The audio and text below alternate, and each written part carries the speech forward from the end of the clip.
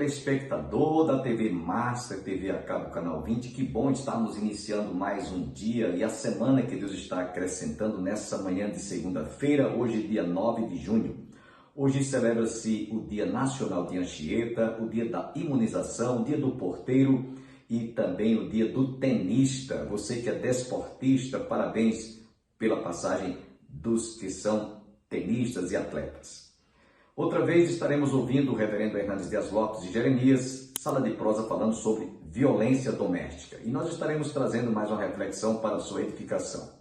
Sem perda de tempo, quero deixá-los com Sala de Prosa. Ô, gente boa! Achou que nós tínhamos ido embora? É isso, menino. Vamos aqui, ó. Eu e o Sustância. Eita, o mestre Hernandes. Maravilhosa, hein? Coisa boa. Sala de Prosa, violência doméstica. Fica aí, hein? Não vai embora, não.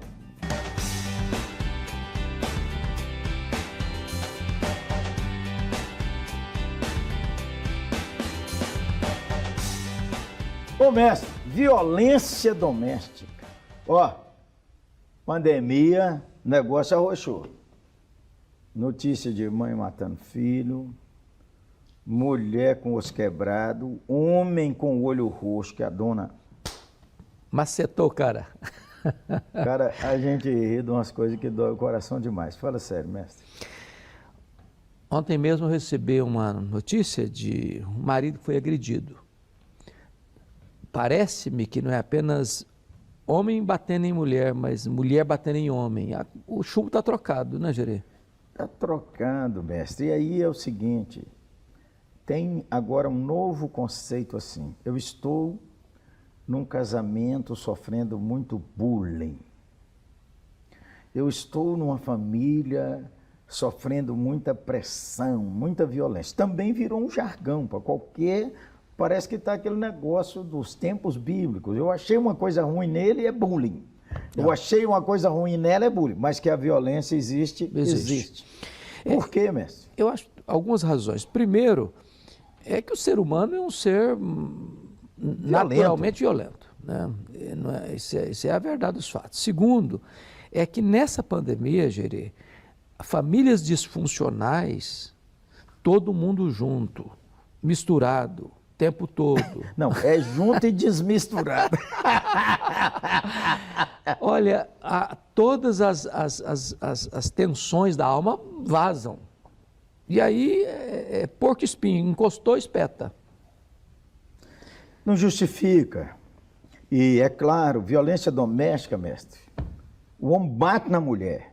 É oração? O que é isso? É pedir oração, orar para Deus fazê-lo mais levinho? Não, eu acho que tem coisas e coisas. Por exemplo, eu acho que uma mulher não deve apanhar do marido e achar que isso é natural. E só orar? E só orar. Ela tem que denunciar esse cara. Orar e polícia, dona. É. Dona, você também, Zé. A dona tá batendo no você, oração, orar e polícia. Eu já fui, mestre. O homem tinha batido na mulher, cheguei lá 2 horas da manhã. Ela falou, estou pedindo oração para o senhor e tal. Eu falei, oração? Nós vamos ligar para a polícia agora. Ela disse, não, pastor. Eu falei, então não me chama mais aqui. Ou ele bateu nela de novo, ela chamou a polícia. Mestre, a delegada chamou assim, chamou um 4x4 e falou, encosta a mão nela aí, que ele vai bater em você. E se você encostar a mão nela, você desiste. Mestre, o homem mudou para São Paulo sem deixar notícia. É. Então, eu acho que esse é um aspecto que a lei existe para reprimir esse tipo de coisa. Eu fui visitar uma mulher na mesma circunstância, porque o marido estava batendo nela várias vezes, e eu cheguei e falei, minha filha, o que você vai fazer? Não, eu tenho que ser submisso. Então você não entendeu o que é submissão. Pronto. Não entendeu o que é submissão. Ou você aciona quem de direito, ou esse homem vai continuar fazendo de você um capacho. Agora, é claro que... Você disse que tem coisas e coisas. Eu acho que há determinadas situações de violência que as coisas foram criadas ali por uma circunstância, por uma situação. Faltou habilidade no trato, na conversa, né? Então, não é porque eu não quero ser agredido que eu tenho o direito de agredir o outro moralmente. Certo, verbalmente, cutucando. Você é incompetente, você é um menino, você não cresce. Calma, gente. Todo mundo tem um limite.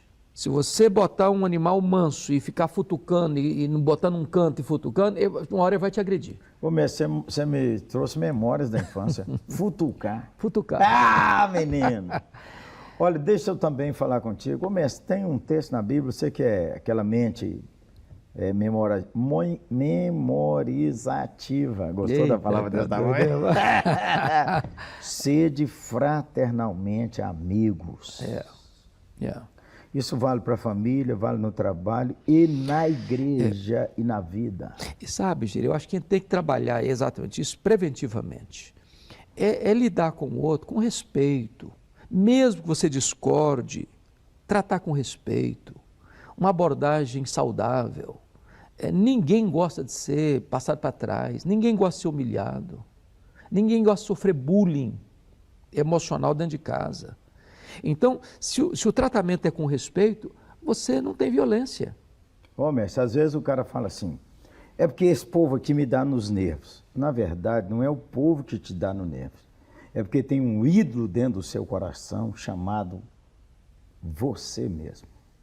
O seu maior amor não é Cristo.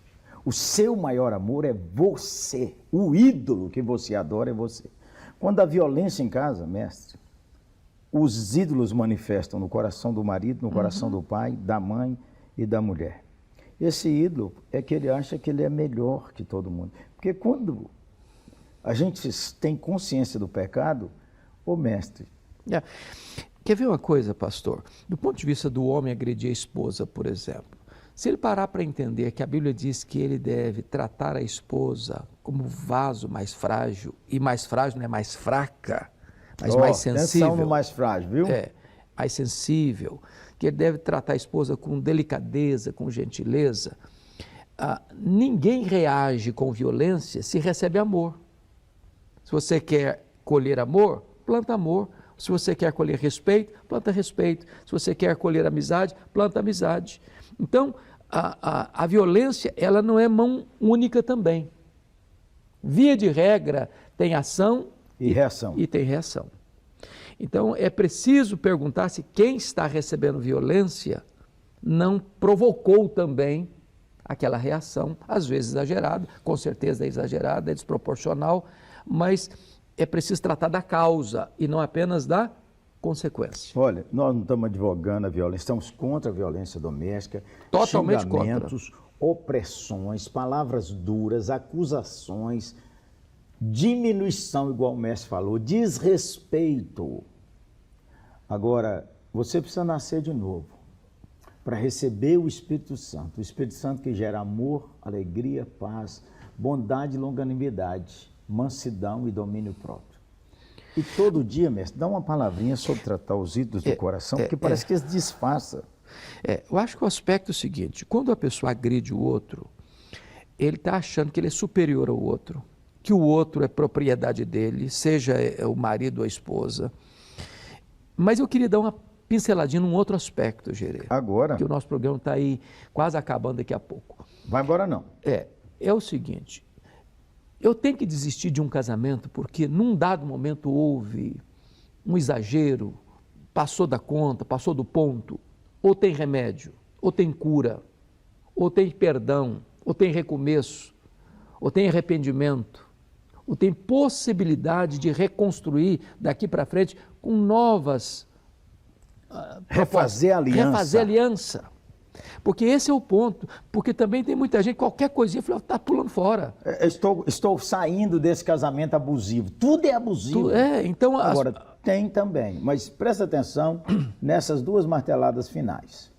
Então o ponto é o seguinte, estatisticamente, 70% das pessoas que saem de um casamento que ele acha complicado para casar de novo, 10 anos depois, descobre que esse segundo casamento foi pior do que o primeiro. Então a solução não é sair de um casamento complicado, é pedir a Deus graça e mudar a postura para que esse casamento seja restaurado.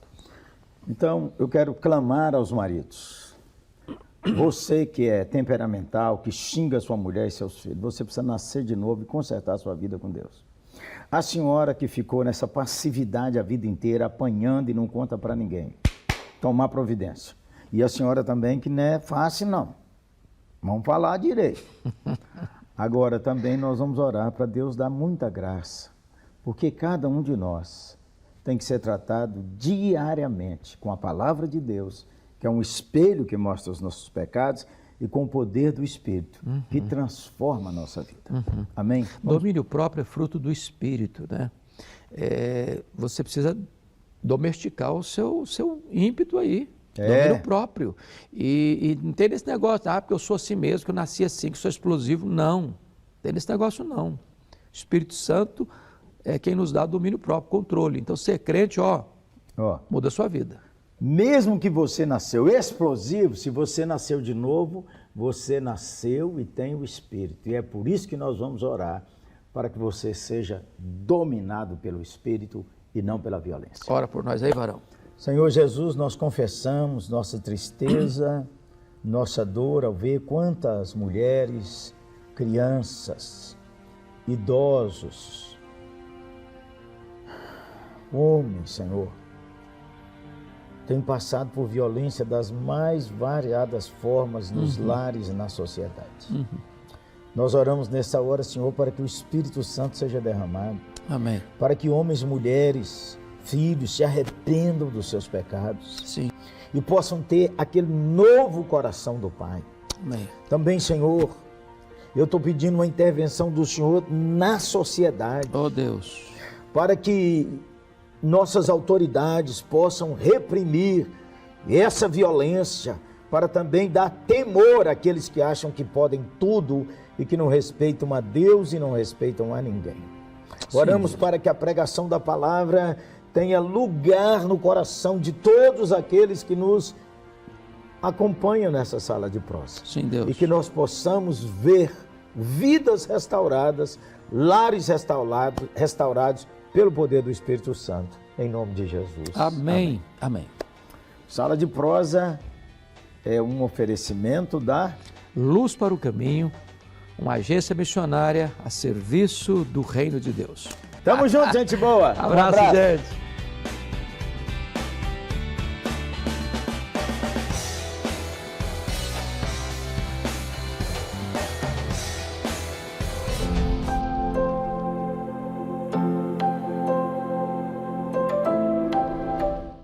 Jesus falou, Lázaro não está morto, mas dorme. Então, imagine o que é um corpo ser cremado. Isso é um assunto polêmico, mas eu estou trazendo aqui, baseado no Velho Testamento. Então, para o cristão, isso não é algo que deva ser recebido com naturalidade, certo? Então, vejam que o povo de Israel sempre foi tendencioso a desprezarem a verdade. O título do estudo hoje é Quando o povo escolhido despreza a verdade. Esse é o título do nosso estudo da série que nós estamos trazendo para vocês. Eles desprezaram. Não somos diferentes às coisas que acontecem hoje em nossos dias. Houve um rei chamado Josias que derribou os altares a Moloque e proibiu que os judeus continuassem a essa prática abominável. Não sou eu que estou dizendo, é a Escritura. Se você ler 2 Reis, capítulo 23, verso 10, você vai encontrar essa passagem que eu estou citando para vocês. Então, esse pecado que cometeram, queimaram os ossos do rei de Edom, foi algo abominável aos olhos do Senhor. A cultura de Israel não é essa, queimar. Por você ter uma ideia, como eu falei, no dia 8 de janeiro de 2023, foram levados mais de 200 reféns, 250 e tantos. Eles foram devolvendo, alguns foram devolvidos dentro de um caixão, e ainda restam 59. Desses 59, mais da metade está viva ainda, um pouco. Menos não estão mais mortos, não estão mais vivos, estão mortos. Mas Israel quer que eles sejam devolvidos, mesmo que sejam defuntos, para serem entregues às suas famílias, para que as suas famílias tenham a dignidade de sepultar o seu ente querido. Então, alguém pode achar que isso é uma coisa, mas por que Israel não deixa para lá? Já está morto, deixa. Não. Israel respeita, Israel considera o morto. Não trata como se ele não valesse nada. Eles trazem de volta para ser sepultado dignamente pelos seus familiares. Então, esse pecado que cometeram de queimar os ossos do rei de Edom foi algo abominável aos olhos do Senhor. Vejam, meus irmãos, como Israel procedeu depois de serem repreendidos pelo Senhor. Eles passaram a ter respeito quando o Senhor os repreendeu. O Senhor trouxe juízo sobre a nação. E o texto, é claro, quando nós lemos aqui, dizendo que assim diz o Senhor, por 3 transgressões de Moabe, por 4 não sustarei o castigo, porque queimaram os ossos do rei de Edom, até reduzir a cal. Verso 2: por isso meterei fogo a Moabe, fogo que consumirá os castelos de Queiriote. Moabe morrerá entre grande estrondo, alarido e som de trombeta. Nesse versículo 2, nós vamos encontrar o Senhor mostrando que o povo não ficaria sem juízo. Deus não iria assustar. Meterei fogo. E eu falei para vocês aqui, quinta-feira próxima passada, que esse fogo vinha de onde? Esse fogo vinha de onde? De cima. Eu mostrei aqui para vocês aqui aquela foto que eu tirei lá quando estivemos em Tiro. As pedras todas de Tiro são pretas. Elas foram tostadas, elas foram queimadas por fogo que veio do céu. Como lá no Monte Carmelo também. Quando Elias orou e Deus mandou fogo do céu, muitas pedras, muitas rochas estão pretas, porque foram queimadas, veio fogo do céu. O que Deus fala, meus irmãos, realmente quando se abre os ouvidos da alma e do coração, se treme as bases. Por isso meterei fogo a Moabe, fogo que consumirá os castelos de Queirote. Moabe morrerá entre grande estrondo, alarido e som de trombeta. Para aqueles que não sabem, meus irmãos, Moabe, ele foi fruto de um incesto que o seu pai cometeu com a filha, né? Todos conhecem a história de Ló, né? Então ele cometeu um incesto, e este filho que nasceu desse incesto dele com a filha, foi então formado os chamados Moabitas. Então, para aqueles que estão familiarizados com esse texto, isso se tornou algo que realmente custou caro no futuro para Ló e para todos os seus familiares. Lembra da história de Ló, né? Quando ele foi levado para Sodoma e Gomorra, e Deus havia dito que queria destruir, né? Iria queimar, ia mandar fogo sobre que ele saísse antes. E aí ele então obedeceu, mas a mulher dele, ela teve saudade. Eu costumo dizer que ela estava saindo de Sodoma e Gomorra, mas o seu coraçãozinho estava lá. Quem olha para trás se recorda. Quem olha para trás pelo retrovisor da vida tem saudade. Pode ter alegria também, mas aquela mulher de Ló, quando ela olhou para trás, ela estava simplesmente dizendo assim: que pena que eu estou deixando essa cidade tão boa, tão bela, tão grande, tão sedutora. E por isso ela se transformou numa estátua de sal. Quando nós formos agora, se Deus assim nos permitir, no dia 29 de junho, a gente, no nossos projetos, a gente vai visitar o local realmente hoje. A Aline fez uma live recentemente, que foi descoberta onde era a cidade de Sodoma e Gomorra. Eu pensava às vezes que era debaixo do Mar Morto, mas não é. É num outro local. E todas as pedras e rochas, elas são revestidas de sal. É sal. Existe até uma pedra lá, quem puder assistir, uma das últimas lives de Aline, a penúltima que ela lançou, vocês podem ver no YouTube. Ela mostra que a cidade de Sodoma e Gomorra, ela está totalmente hoje, né, foi descoberta, e tudo é sal. Existe lá uma pedra que é um formato de uma mulher. Ela não está dizendo que aquela pedra em forma de uma mulher é a mulher de Ló, mas lembra, né? Parece lembrar que seja aquela pedra em forma de uma mulher. Então, meus irmãos, os moabitas tinham um Deus, e esse Deus chamava-se Camus. Está lá em 1 Reis, capítulo 11, verso 23. Queriote, que está aqui nesse versículo 2, era uma das principais cidades daquela região, onde Moabe estava com todo o seu arsenal, todo o exército, todo o povo, toda a população, a terra dos moabitas. E segundo alguns estudiosos, a cidade de Queriote era riquíssima, era uma São Paulo do Brasil, mas era também um centro de religiosidade, um centro de adoração, como a gente tem aqui no Nordeste, São Francisco do Canidé, lá no Ceará, Padre Cícero, lá em São Paulo, a Aparecida. Então era assim. Estou trazendo essas ilustrações para vocês terem uma ideia. Queriote era uma cidade riquíssima, muito visitada. Os povos iam lá para adorar os seus deuses. E por isso o Senhor vem com a sua sentença: vocês desprezaram a mim, estão adorando deuses e a ídolos pagãos, e eu não vou perdoar isso. Por isso que ele enviei pela terceira e quarta vez, a primeira, a segunda, a terceira e quarta vez, não tem mais apelação. Em outras palavras, então vem a sentença, a despeito dos seus pecados, suas principais cidades, portanto, foram incendiadas.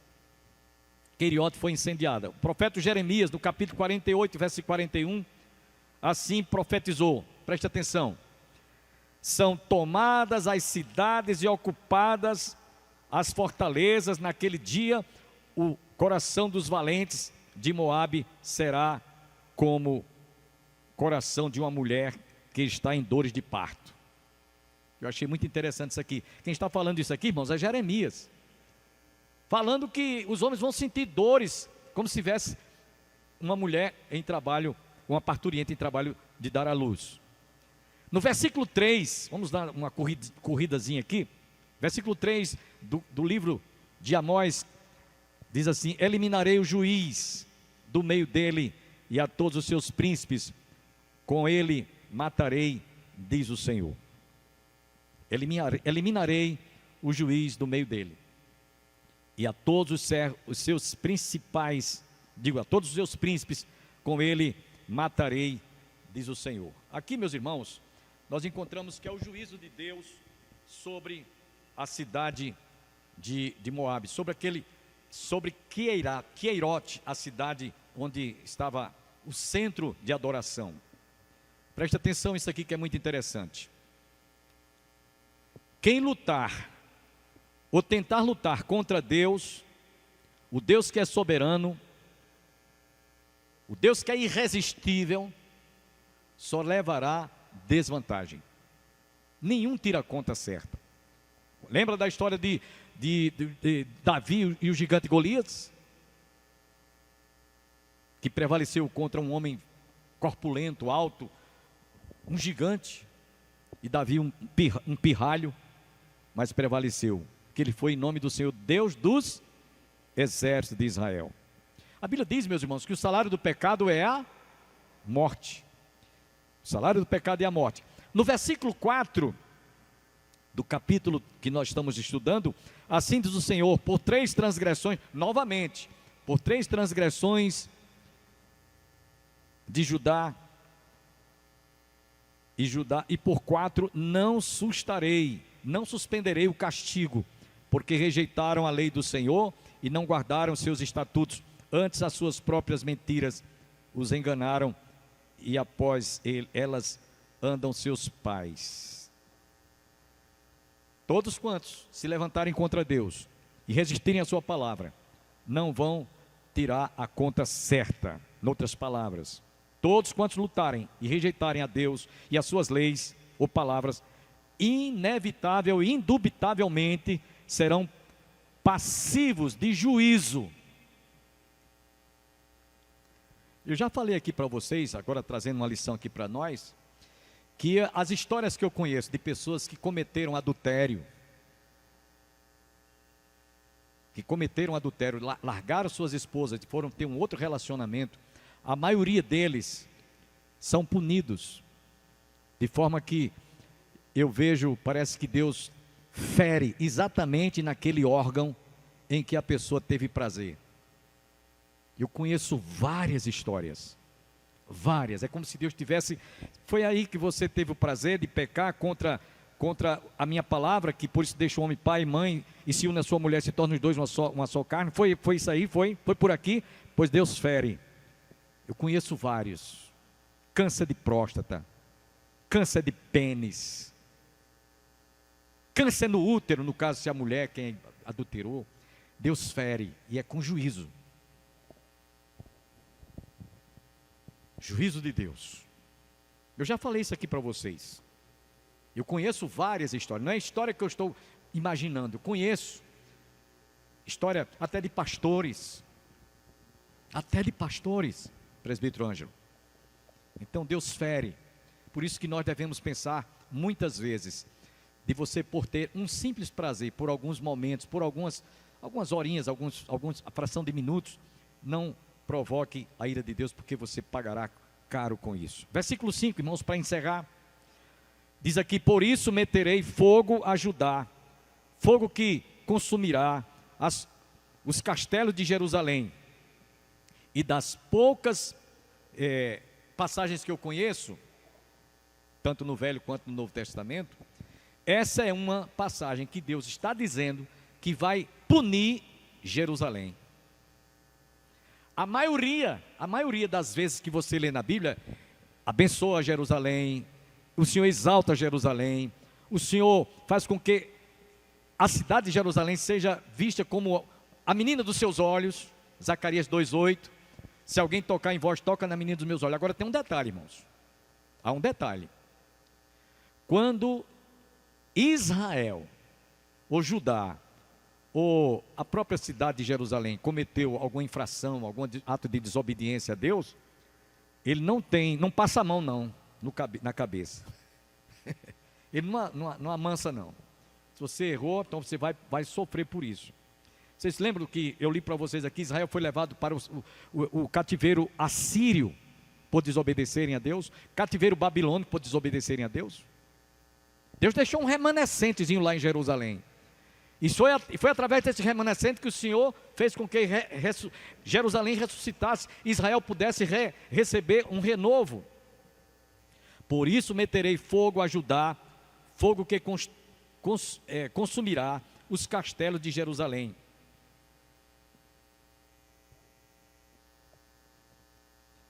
Lembrem, irmãos, na carta de Pedro, primeira carta de Pedro, capítulo 4, estou concluindo com esse texto, versículos 12 a 19. Vamos concluir com essa passagem. Escutem bem, abram bem os ouvidos, para que você memorize isso que eu vou ler para você. E eu estou lendo aqui uma passagem do Novo Testamento, não é do Velho Testamento. E Deus está falando através de Pedro para a casa de Israel, para o povo hebreu, para o povo judeu. Capítulo 4, versículos 12 a 19. Amados, não estranheis o fogo ardente que surge no meio de vós, destinado a provar-vos como se alguma coisa extraordinária vos estivesse acontecendo. Verso 13. Pelo contrário, alegrai-vos na medida em que sois coparticipantes dos sofrimentos de Cristo, para que também na revelação da sua glória vos alegreis exultando. Se pelo nome de Cristo sois injuriados, bem-aventurados sois, porque sobre vós repousa o Espírito da glória e de Deus. Verso 15. Não sofra, porém, nenhum de vós como assassino, ou ladrão, ou malfeitor, ou como quem se intromete em negócios de outrem. Olha bem, mas se sofrer como cristão, não se envergonhe disso, antes glorifique a Deus com esse nome. E o principal começa aqui. Preste atenção, a leitura que eu vou fazer. Porque a ocasião de começar o juízo pela casa de Deus é chegada. Ora, se primeiro vem por nós, qual será o fim daqueles que não obedecem ao Evangelho de Deus? O juízo começa pela casa de Deus. Justiça para ser boa começa em casa. É isso que nós dizemos. Então, porque a ocasião de começar o juízo pela casa de Deus é chegada. Ora, se primeiro vem por nós, qual será o fim daqueles que não obedecem ao Evangelho de Deus? E se é com dificuldade que o justo é salvo, onde vai comparecer o ímpio, sim, o pecador? Por isso, os que sofrem segundo a vontade de Deus, encomendem a sua alma ao fiel Criador na prática do bem. Isso aqui, meus irmãos, é para aqueles que realmente estão contritos e estão realmente prontos para sofrer por obedecer a palavra de Deus e não sofrer como rebeldes ou como desobedientes à sua palavra. Que Deus nos abençoe. Obrigado mesmo por você ter ficado até o término deste programa. E até amanhã, se Deus assim nos permitir.